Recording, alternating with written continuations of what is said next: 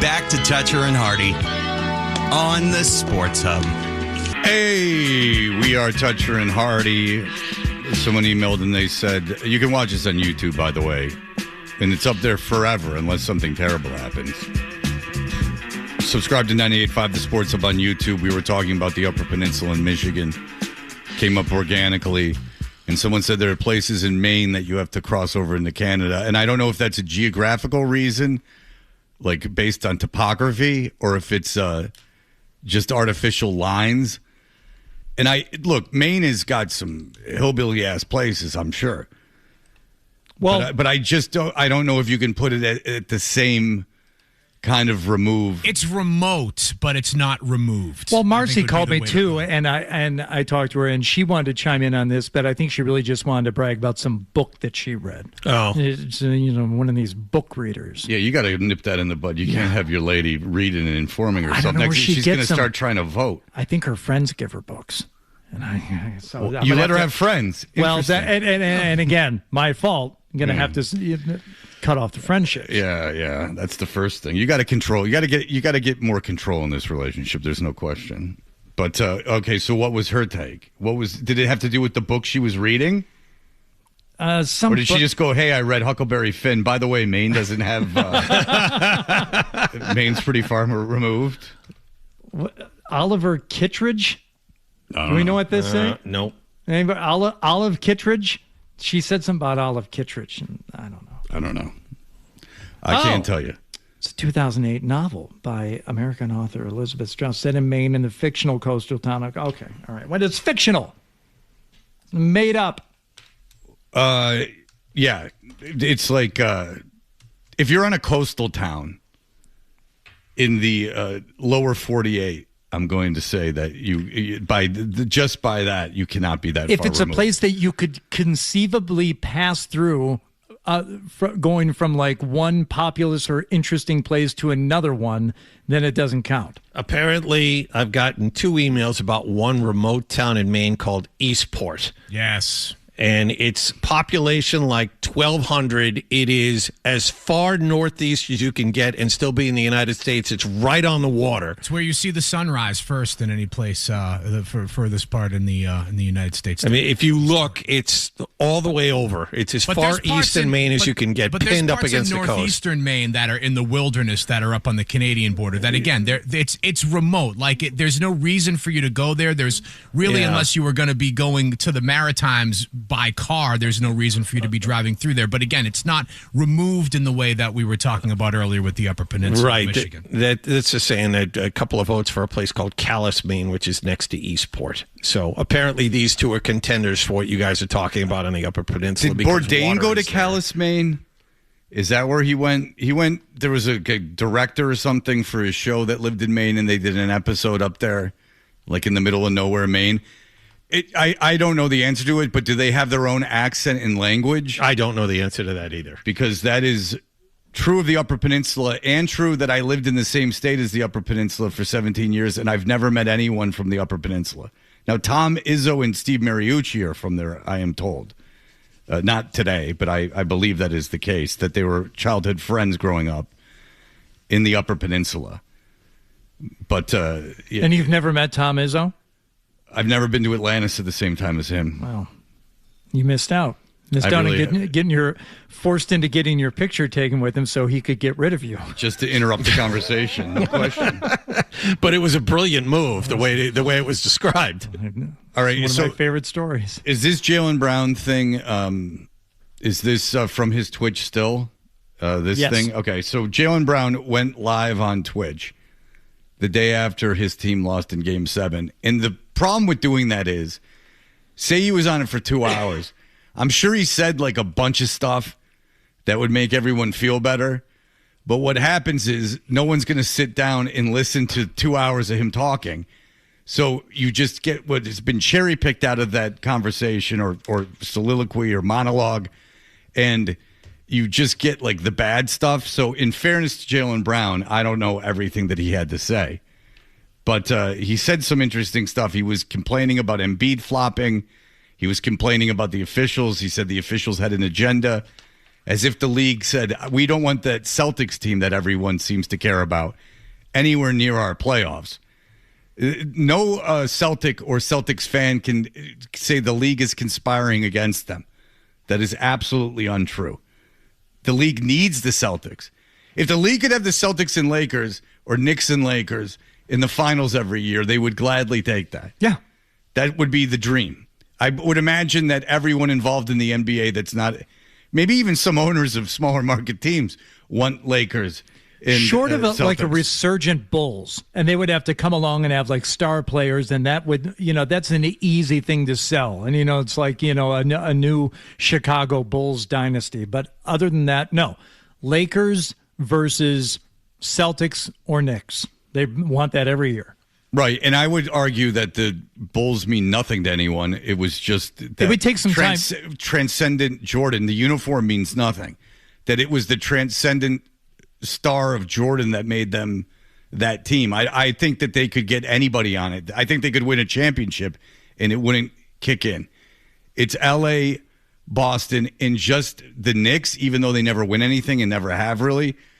The Knicks, just by the sheer amount of famous people that are fans of theirs, including most of the big names, it seems, in sports media, seem to have some kind of affiliation with the Knicks.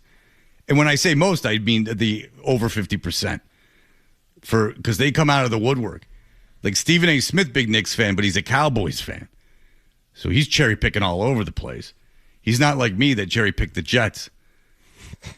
Congratulations. Like a real scientist. Cherry picked that team when I was a kid.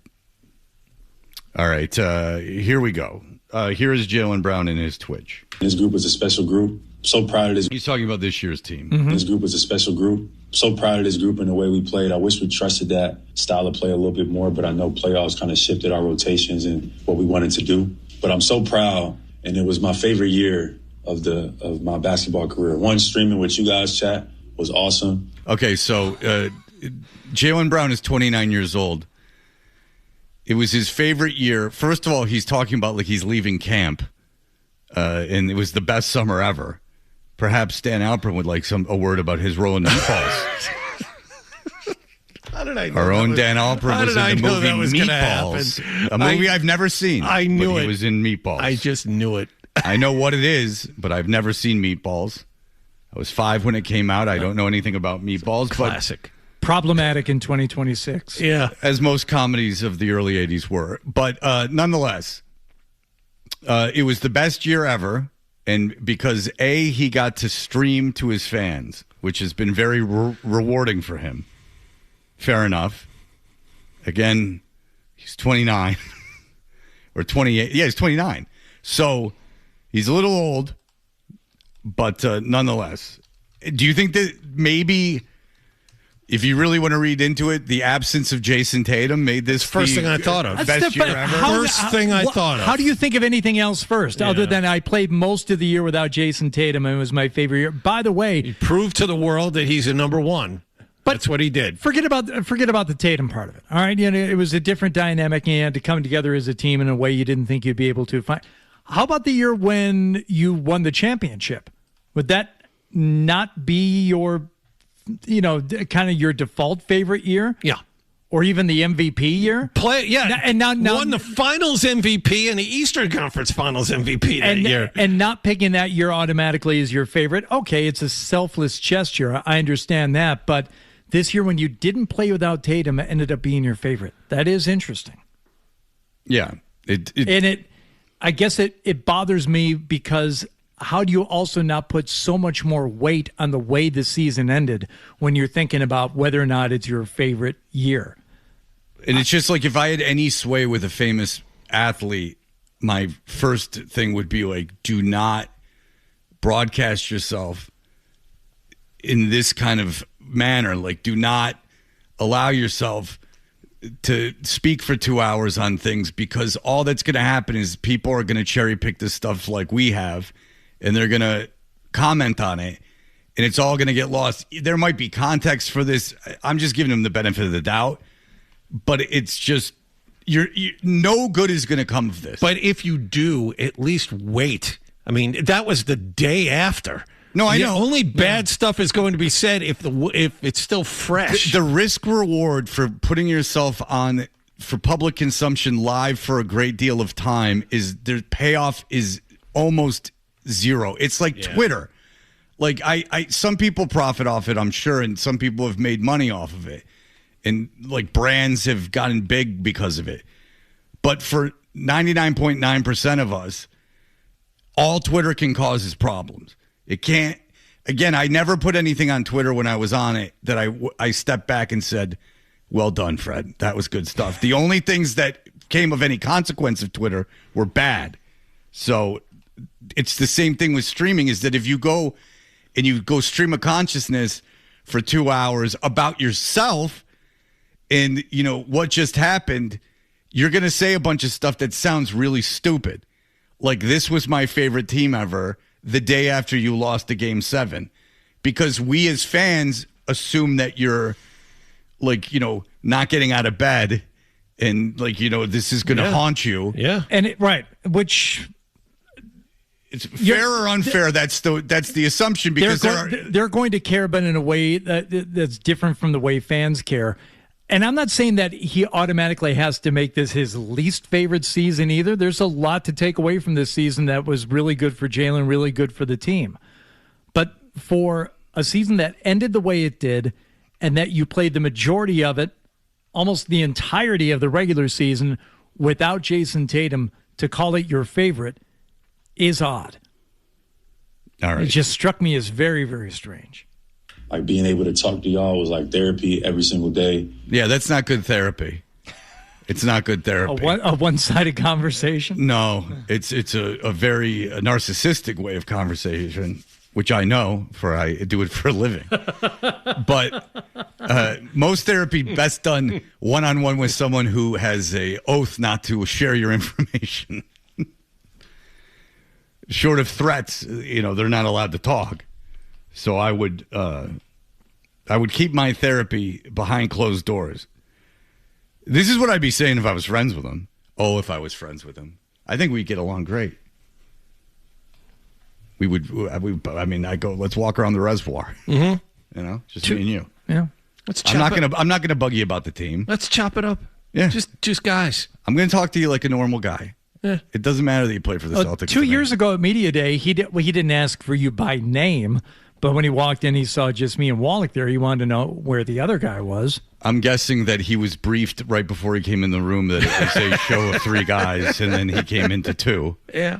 And then he went, where's the other guy? That's you just talking negatively. That's all that is. You don't know that. With my parents in town? You know what I mean? I mean, not every day, like once a week or whatever, what I was doing. Just to be able to get on here and give y'all the perspective, and kind of, because, you know, these narratives be going left and right, just to hear it from the horse's mouth. But then also being able to just be a part of a group that just, through the uncertainty, came to fight and came to compete and came and went to war. I'll take a team like that any day of the week. Yeah, fair enough.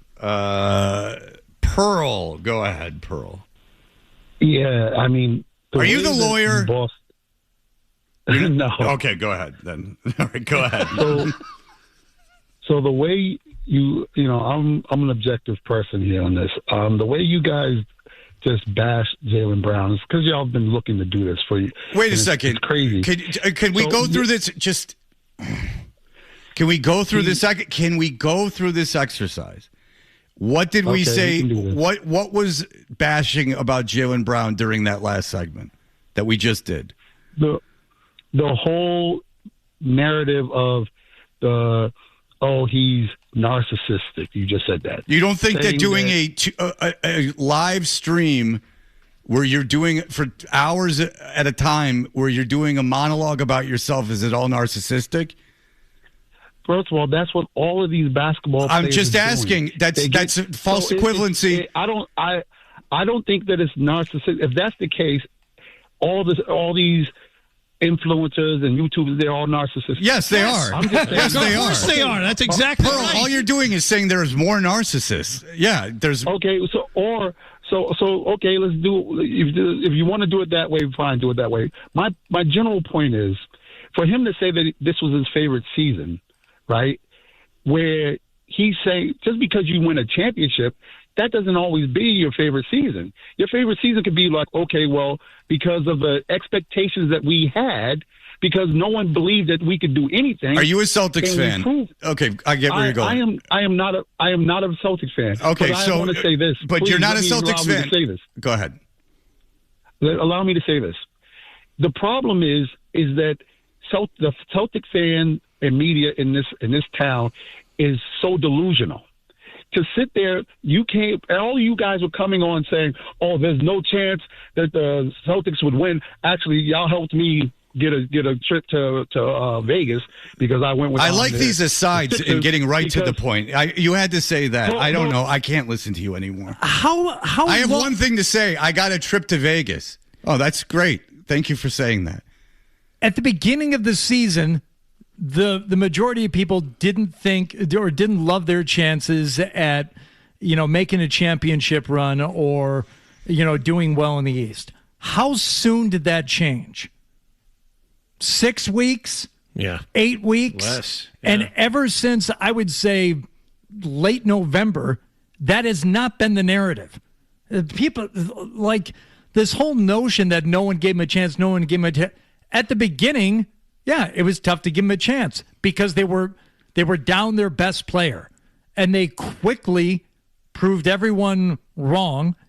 And ever since then, the expectation changed to the point where locally, nationally, probably within the walls of the team, they felt they were making it to the NBA Finals. Look how things are laying out for us, and look how this team is playing. And now that we got Tatum back, forget about it. It was forgotten. This narrative is foolish. It's just acting like you go, oh, this team's not going to be very good. Then you go into a coma, and then you wake up when the season's over, and you go, oh, yeah, this team wasn't very good. It's an idiotic exercise.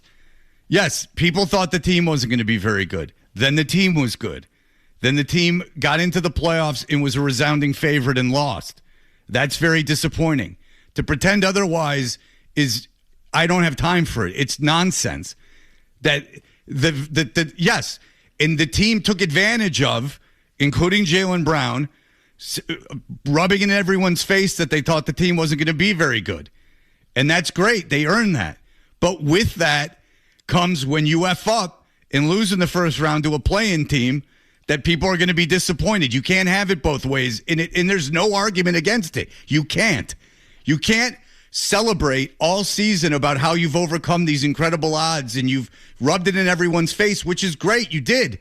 But with that comes expectations in the playoffs. It doesn't turn off. You can't revert back to the old argument just because things didn't work out in your favor. That's not how it works. And by the way, just for Jaylen Brown specifically, I think we have been kinder to Jaylen Brown as a show. He was getting ripped on other shows on this station and in other places yesterday to the point where I started questioning myself. I'm like, God, did he not play as well as I thought he did? Because 33 points in Game 7. Did he lose the handle a couple of times? Sure. Yeah. Was he taking fouls that you wish he didn't? Well, that's not his fault if you listen to him. But yes, was the shot selection off? Yeah, of course. But I didn't think he sucked. I didn't think he stunk it up. And that's what other people are saying about him, not me, not us. If everyone's getting fatigued of people talking poorly about Jaylen Brown, there's the opposite fatigue I have for people saying that he's being attacked constantly. I'm kind of over that. I said I couldn't have been more clear. I went out of my way to say that he was probably on for 2 hours and we cherry-picked bad stuff, and I'm sure he said a bunch of good stuff. I don't have patience. I'm done with the patience with this. Fine, Jaylen Brown's, it's disgusting what people do to him. It's too much. He's a superstar in town, and when they have a disappointing loss, to question himself going publicly in front of a bunch of people and announcing that this was his favorite season being analyzed is completely out of line. It's just, we're going to pretend that it wasn't disappointing that they lost to Philadelphia. We're going to pretend that it's not interesting that a big player on a huge team in town is up talking and sharing opinions and making excuses for the loss. We're just going to say that none of this is newsworthy, and we should just be ignoring it. Fine. Well, no. What you should do, Fred, is stop getting excited about this team and enjoy the house money year. Yeah, no, that's a terrible intellectual argument. It's a awful intellectual argument, and that's what he was going to get to, but he had to talk about the trip to Vegas first. But the last caller, he was essentially going to say that. He certainly wanted a wide berth with time. He just thought, this is, allow me to have the floor. I like Jaylen Brown. Now let me tell you about my travel plans. And it's just, I'm sort of over it. You know, I got an idea for a bit. The email bit. We should do the email bit. It's a great idea. Let's do the email bit. Hey, we are Toucher and Hardy. The Toucher and Hardy email segment is powered by Jeffrey Glassman Injury Lawyers. If you've been hurt in a car or work accident, you got to get Glassman. Don't just send an email. Call all sevens at 617-777-7777 or visit gottagetglassman.com. We did not get to this before we will get to any emails, but John Sterling has passed away. And obviously a lot of media, it was based in New York, and they're a big John Sterling fan. So Mad Dog, I actually heard some of this live. Mad Dog had Mike Francesa on yesterday to reunite the Mike and the Mad Dog franchise, and here is what occurred. Michael, how are you today? Things good? Good, dog. How are you? And, it's a sad day, obviously. I heard the news. As a matter of fact, you texted me about 10 minutes after I became aware that John... Yeah, he big-timed him right away. He said, you texted me 10 minutes after. I already knew, yeah. After I already knew. So how about that? It's important information. You're just telling the story and just going to, squeeze that in there. Details. Yeah. Just, dog, I heard about it way before you. Now let's get real boring. You're moving too quick. Slow it down. Michael, how are you today? Things good? Good, dog. How are you? And, it's a sad day, obviously. I heard the news. As a matter of fact, you texted me about 10 minutes after I became aware that John had passed. I knew he was very sick. I knew one of his doctors, and his doctor had called me. Of course you did. I know every doctor. One of his doctors called me, and I'm about to blow this guy up by saying that he broke HIPAA laws by telling me about his condition. HIPAA laws. This guy's a lot like the Parcells of doctors. He wanted to bring me in. He said, He said, Mike, do you want to advise how to handle this? And I said, I don't have the time. I'm doing a podcast. I'm semi-retired. If you had to rank the doctors, where'd you cut them? Dr. Greenblum, he works out of Kings Park. I knew one of his doctors, and his doctor had called me and asked me to call John. I tried, but he couldn't come to the phone. That seems like a wild abuse of patient-doctor privilege. You couldn't go on the phone? Why didn't you call him up? I'm going to say that never happened. I'm going to say that Mike is lying about that. Hey, I'm this guy's doctor, just so you know. I think he's going to die. Best call him, Mike, because you knew him. I held his phone up to his face to get his contacts, and I thought, who needs to know? Francesa. There's no one more important than Mike Francesa. I know you have 4 kids, but let's get Francesa on the line post-haste. Quickly. There are things left to be said. His voice alone will brighten your day. He jammed the living years and then just put it up to John Sterling's head and said, talk to him.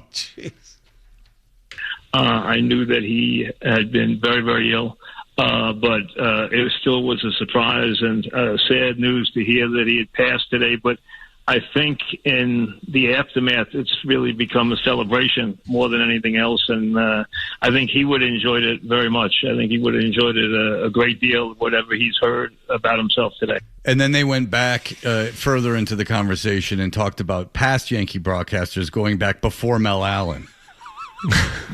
And then talked about how the guy before Mel Allen never was excited by anything. So you got a taste of that. Mike, they used to just transmit the games via Morse code. I know. I know. No, it's just... The guy who invented Morse code called me before he died. Yeah, sure, with the dots and dashes, absolutely. Yeah. He went beep, boop, pop, boop, pop. This is baseball. I said, talk to me like normal. This is baseball. Start the beep, beep, beep, beep, beep, beep. I could tell. I could tell right then. They're leading to the top of the fifth. That's what that means. A beep, a pop, pop, beep, beep, they beep. Asked me, bloop, bloop. They asked me about mail. Sure. And how to do it. Yeah, talk about that. And I said, put the stamp upper left. Upper left. Upper left. No, it goes to the upper right. You don't even know what you're talking about. I know, but I said upper left. No, return and they ignored me. The upper left, and look where we are now. In the upper right. It's dying. The post office is dying. Let me tell you something. They need to privatize the postal service. It's a geographical issue of envelope placement of stamp. 50 years ago, when Nixon first... Oh, you don't know what you're talking about. No, I took him off the gold standard, too, at the same time. You need to reprioritize. Reprioritize and privatize. The I goes right, left, right. It's a joke. No one. It's a joke. The postmaster general's a bum, and he should have listened to me. And now it's dying. The post office is dying so much. Okay. So say hello to you. Say goodbye to your mailman before they're gone forever. I know you just played a clip of this. Did Dog get in a word at all, or did he just? Yeah, he asked. Okay. He started quizzing him about old Yankees announcers, okay. And like they went back before Mel Allen, and Francesa's not like 100. But he was talking about in his youth, he would listen to such and such a guy. Red Barber. Maybe? Yeah, Red Barber. Sure. Yeah, like Red Barber didn't apparently care about anything. He was John shaking like nodding his head like he knows. My dad would tell me stories of Red Barber. Okay, so the idea with Red Barber was that he did not react. No, he was very, very professional, according to my father. Okay. I've never heard the man. I don't know. I would assume. I haven't heard tapes of him. I know you're very old. Yeah, no, I haven't heard tapes of him. I've heard Mel Allen, not live, but I've obviously heard tons of Mel Allen from, highlights. But nonetheless, no, it was good. I mean, people romanticize that show, and people romanticize things that happened in the past because they were younger, and you tend to romanticize the past. But I will tell you this. I think Mad Dog is vastly better without Francesa. I think it's a lot better. And I think also the advantage of that show gets in hindsight is that the Yankees were so good during like the vast majority of that run that if you're tuning into something in the mode of celebration, that you tend to remember things like a lot more fondly. I mean, I'll take people's word for it. I didn't listen to Mike and the Mad Dog, but and this is just such a, if you want to talk about narcissistic, this is such a narcissistic thing to say. It's just, I told you guys the story about that I was on the beach and I went, oh yeah, WFAN, and I turned on Mike and the Mad Dog and they were just flipping through an almanac looking for a boxer's name. And I went, this is no better than the garbage that's on in Detroit. They're just looking for some boxers. Being on 5 hours a day gives you license, apparently. Listen, I'll give them stuff. I love Mad Dog, and I'll give them a lot of credit. Dog was great. Dog used to be the last guest on Letterman, like once a month.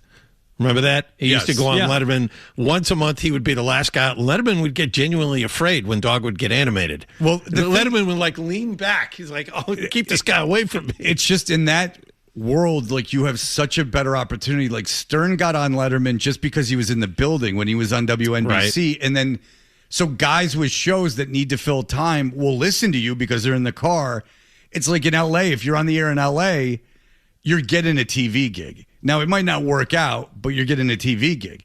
I mean, Jimmy Kimmel was the sports guy on Kevin and Bean. Adam Carolla was like a voice guy on Kevin and Bean. Just by nature of having that gig, Kimmel got Win Ben Stein's money, and that led to the production deal with Comedy Central that got him the Man Show. Right. Which then turned into now he's a late night host, but he had a lesser job than any of the three of us. He was just the sports guy on a alternative radio station. I mean, that was a nothing job, but he turned that into, one of the highest paying gigs in entertainment. So good for him. But there is that, like my kids will go like, why did you never get like da-da-da-da-da? I'll go, well, I'm not talented. But second of all, like these guys all lived in LA or New York. Wrong time, wrong city. Right. Like, there wasn't like a ton of people in Atlanta that were like, oh, hey, CNN didn't go. Well, no, I did CNN, then they won't let me on again. They didn't like how I handled myself. They thought I was too animated or whatever during my debate. Oh. Yeah. You were too animated? Yeah, I was like too angry. Oh. I wouldn't let the other guy talk. Preach. I was 25, and then I had a friend who worked at CNN, and she called me, and she said, they did not like you. She said, everyone's talking about how terrible you were. And I'm like, what you going to do? So much for me. Now you couldn't pay me to go on CNN. Hoochie moochie, I don't need that in my life. I only had that happen once, a job interview at a station in Seattle, where I was interviewing for the production director job. This is probably 2000, maybe back then. And the salespeople were asking me, it's like, well, how do you feel about doing spec spots, which is when you create a fake commercial that they then take to a client and say, well, here's what your commercial would sound like if it were on the air. And I said, well, I don't like it. I said, why not? I said, well, why don't you just go sell the radio station? The ratings here are pretty good. And then once you sell the radio station, I will make you a commercial for that client. Or at the very least, how you feel about a bird dog? I'm like, what's that? I'm like, you spiff me something. If my spec spot helps you close the deal, then you kick me back some cash, either officially on the books or just take care of it. Sounds right. So I thought that made perfect sense. And that's actually kind of how it works at a lot of stations. And this wasn't, the 70s and 80s when you needed a spec spot. You can't imagine what this would sound like. No, you can imagine it. You don't need me producing spec spot after spec spot for you to go in there and do a pitch. So afterward, I was walking down the hall. They had put me up in a hotel. They had picked me up at the airport, given me car service. On the way back, the guy said, yeah, can you find your own way back to the airport? I said, well, I can. Why? He goes, yeah, that didn't go great. They didn't like it. They didn't like your whole reaction to the idea of doing spec spots. I said, well, good. I don't want this job anyway if I'm going to come in here and start doing a bunch of nonsense work for these people. You are not a people pleaser. I'll tell you what. I would have said anything. I would have and then I would have handled it when it came. You got a lot of balls telling them that you wouldn't do that in a job interview. In a job interview, I'd be like, sure, whatever. Yeah, I love it. It's the greatest. And then when they asked me to do it, I'd be like, go screw yourself. I've already been hired. That's my way of doing things. Very passive, very snake in the grass. The best part is we're learning that Hardy has been this way his entire life. There's been no change. You know what I'm saying? Yeah. We got a window into his teen years earlier. We get a window into his early 20s here. When you say he's not a people pleaser, bam. Perfect. Yeah, yes. in that kind of intimate setting where I'm putting on a show for people in order to get something I want, I'll say anything. Yeah. What do you want me to do? Let the monkey dance. Let the seal clap. What do you want me to do? Then, once you get me, then I'm myself. No, Hardy's Hardy's in the job interview. Hardy's the flamethrower, like George burning the bridge. Flame on. I had a little extra sand due to some, chemical enhancement back then. But ironically, I was out looking for another job because I was convinced I was going to get fired in Las Vegas. Sure. Because of that same issue. Right.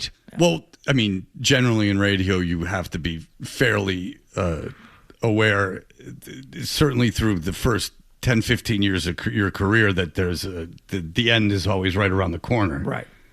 I mean, I was just under the assumption that I was going to get fired from WBCN. I quit WBCN during one show. I didn't care at all. And then I really didn't care at all. And then you have kids. It's great. There's great power in not caring. Oh, absolutely. Yeah. Not caring got me my career. Not caring. I didn't care if I got fired. I would have done anything. But in the job interview, you're going to find this hard to believe, and everyone's going to go, no, but I am a bit of a people pleaser. Like in a intimate setting where I'm supposed to put on the show, do I want them to like me? I want them desperately to like me. But then once they've proven that they liked me, then I can start being a dick. That's when I feel the self-assurance to be a dick. Sure. I don't know. All right, we'll be back in just a moment. Here are the headlines. We know what you're thinking. What could I possibly have missed from the show? It's time for The Stack on Toucher and Hardy. Hey, we are Toucher and Hardy. Hardy, what's going on? Something that we didn't mention, because why would we? But is Chris Forsberg going to be with us tomorrow? I would assume That's the plan, yes. We need to ask him not only how he's feeling about the end of the Celtics season, but the end of Spirit Airlines. Oh, yeah. Too, yeah. Oh, yeah. Yeah. And by the way, when they stopped, they just stopped. It's just, no, you're not flying today. You're not flying ever. And I think if you had paid with a credit card or a debit card, you got your money back. They refunded tickets. If you had paid any other way through, points or some kind of vouchers or anything like that, like, yeah, we'll get back to you. We don't know. I mean, that is a form of like currency in some way, and you've accumulated. Well, yeah, but it's currency of a dead currency. You are holding property that is now a dead currency. Right. And maybe even with like, credit card miles or something like that, like, then we're not sure. So my guess is if you raised up to do a class action suit, that Spirit would go, sure, go ahead. We're not a company anymore. Like, go do whatever you want to do. But I did find it interesting that Spirit, which was a terrible airline, a real crappy airline. Yes. Rude in its crappiness, like almost in your face with its crappiness. My one encounter on Spirit is I was supposed to take a 5 p.m. flight, and this was like a work-related thing. I got to the airport. They announced an hour before, and it was delayed. It was delayed until 7. It was delayed again until 9. And then it was delayed until 11:30. It was going to turn into a red eye. And the flight finally came in, and I saw the pilot and all the flight attendants walk off the plane. And I said, this plane ain't going nowhere. And in that, at the gate, people, strollers and kids and all this stuff. And I just beelined for another carrier because I had to get out. I had to be somewhere the next morning. I said, just get me there. And, what about stand in line for your refund? Yeah, later, maybe, never. People who went to the Spirit counter, there's no one there. No, never. And that's what happened to me is we flew Spirit once, and my son left a backpack with like his security blanket or like something that meant it was very valuable to him as a toddler. And he left Knuffle Bunny. Right. And he left the bag.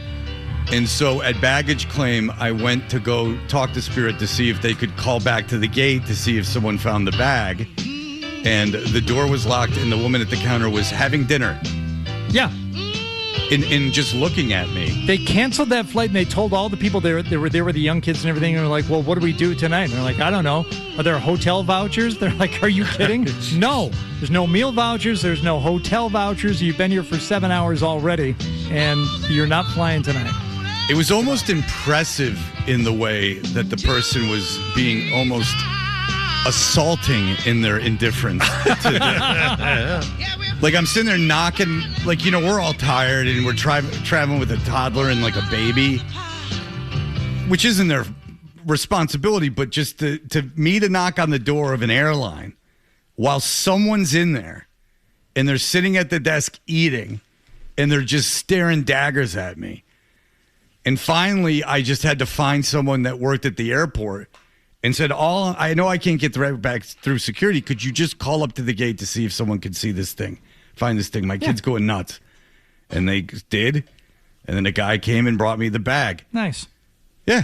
But it was for someone from the airport. It might have been someone from Logan Airport. Mm-hmm. The Spirit people were just like, F you. And it wasn't midnight. I don't remember what time of day it was, but someone was working. All the other airlines had busy as bees. Yeah, but if you're working for Spirit and you go down the hall and you get yourself a Cinnabon, you don't eat that thing when it's hot. It's no good. Oh, it was in Atlanta.